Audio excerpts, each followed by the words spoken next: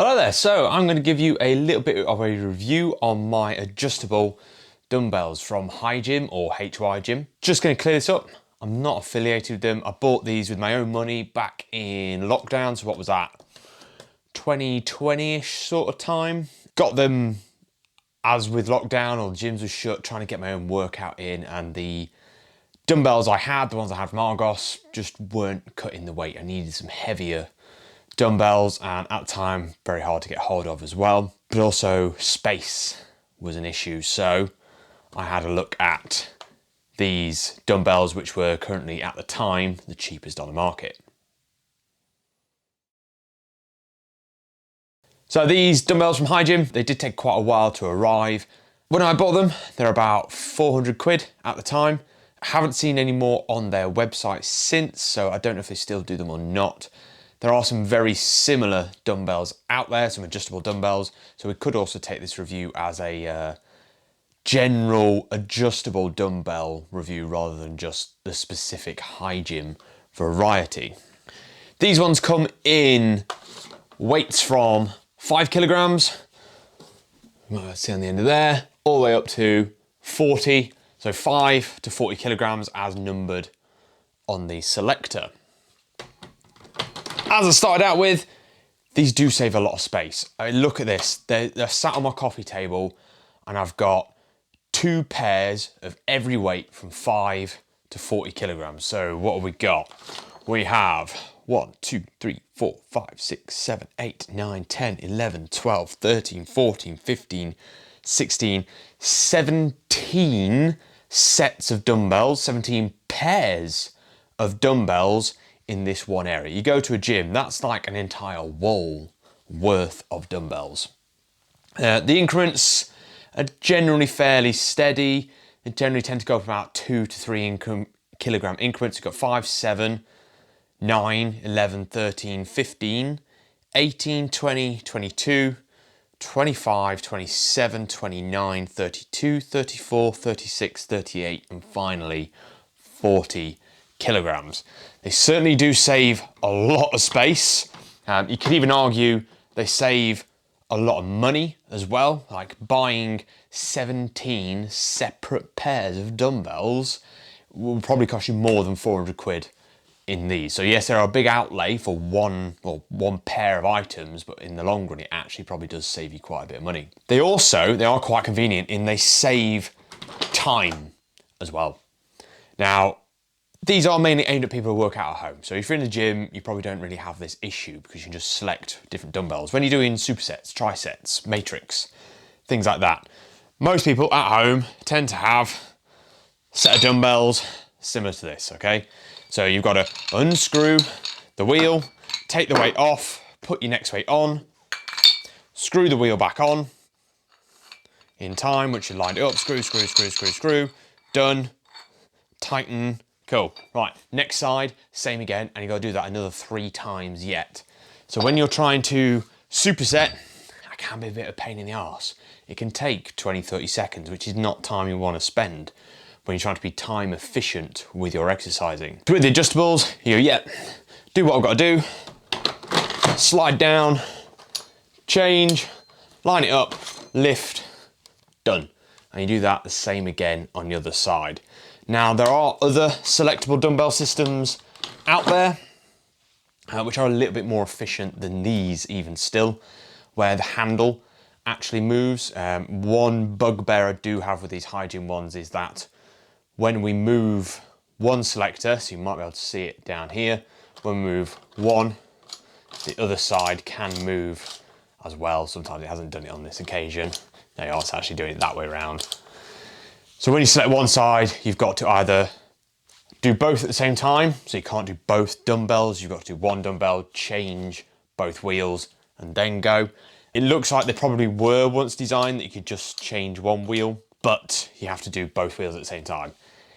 Is it really that much of a problem? No, it's a lot faster than the old-fashioned select wheels, the screw-on dumbbells, the plates. So all in all, yeah, it could be better, but it does the job. It does the job just fine. Moving on to their size then, right? So let's change this back down to 5. I say you've got to do one side at a time and then lift, okay? Now as a 5, that's quite a wide dumbbell. It's nearly as, if not wider than, my shoulder width, okay? Now, although it's not too much of a problem with, say, lat raises, it can be a bit of an issue, say you want to do bicep curls. So when you're going down, you've got one side contacts with the leg, so you have to adjust and do, say, twist curls instead. Again, is that an issue? Most people are working out at home, just being able to get a workout done is good enough. So the fact that you can't be super optimal and you have to do a twist curl instead of a supinated curl, what does it matter? Likewise, when it comes to overhead pressing, you've got all this width. When you go up, it contacts pretty quickly. One way around that is as you go up, twist, and you get that extra degree of motion. Again, is it a massive issue? Not really. They are a little bit cumbersome though, for especially the smaller weights. For the bigger weights that you'd use in the gym, it's absolutely fine. They are potentially a little bit fragile as well with all the plates and whatnot. There's lots of warnings that come on the box to say, don't drop them. The mechanism, I dare say, isn't going to take a lot of impact. So if you do go for, say, some flies, some chest press, and just drop them on the floor, I don't think they're going to take it very well. And unfortunately, these have lasted, nearly 3 years now, so they've been fairly all right. Coming on to accuracy. So the 5 kilogram actually weighs more like 3.6 kilograms, so it's a 28% difference. And likewise, the 40 kilograms, so the whole lot, actually weighs in about 38 kilograms. Now, if you're training at home using solely these in isolation, it doesn't matter as long as you're getting progressive overload. If you're moving around different gyms, it can be a bit of a pain. I know these run a little bit light, and then the gym I go to a lot, also their weights run a bit heavy. If I was to go do some 7 kilogram lat raises with these, go and do 7s at my gym, just aren't the same. They're way heavier anyway, so it can be a bit of a pain in the arse coming around there. Okay, so getting on to the actual mechanics of it, how does it work? There are some satisfying clicks, so I hope you can hear that. To give you a bit of a reference as to where things are, the weights for the most part tend to stay, when you move the wheel, tend to stay there. There have been some occasions where when you pick them up, there's an extra plate in that shouldn't be there. Likewise, also on occasion been times where there should be a weight there and it hasn't, and it's kind of dropped down. Whether that's because the weights are fairly loose, they do wobble a little bit. It can be a bit of a pain when you're putting them back, especially when you're trying to put them back in a hurry. Trying to line all the segments up can get a little bit in the way. Not the end of the world, it's just a bit of a wiggle and problem solved. But otherwise, it does the job. They were some of the cheapest on the market at the time, so I'm not expecting top quality, but they were good enough quality. Something that would be nice, for example, is actually if the plates were individually weighted, if they had some sort of reference on there, so then you can actually use the weights individually, do something, whatever you want to do really, and it'd be nice to have a little bit of reference. Granted, they're different sizes, but it would be nice to see them individually weighted. Again, hi Jim, if you're watching this, there you go, maybe a bit of something for you. One other little bugbear, which isn't an issue anymore, but when I did get them, the knurling on the handle was very aggressive. It was on the edge of painful. For the lightweights, it didn't really matter, but when I put anything heavier in my hand, wow, did that make some dimples on my hand, and it was quite painful.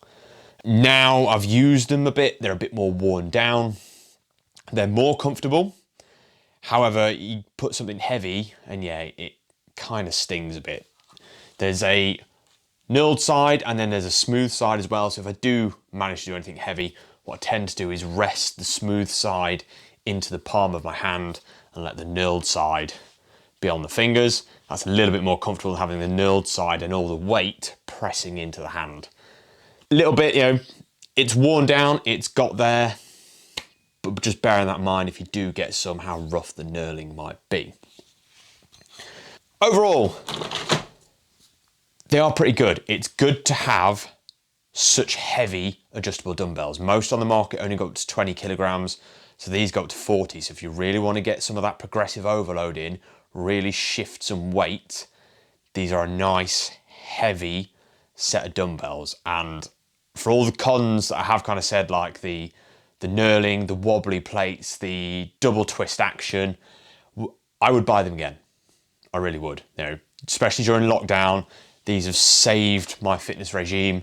They've kept me going and kept me lifting some heavy weights. Granted, you know, say deadlifts, so heavy back squats, you need a barbell, you need a rack for that kind of thing. But these have helped keep the muscle going.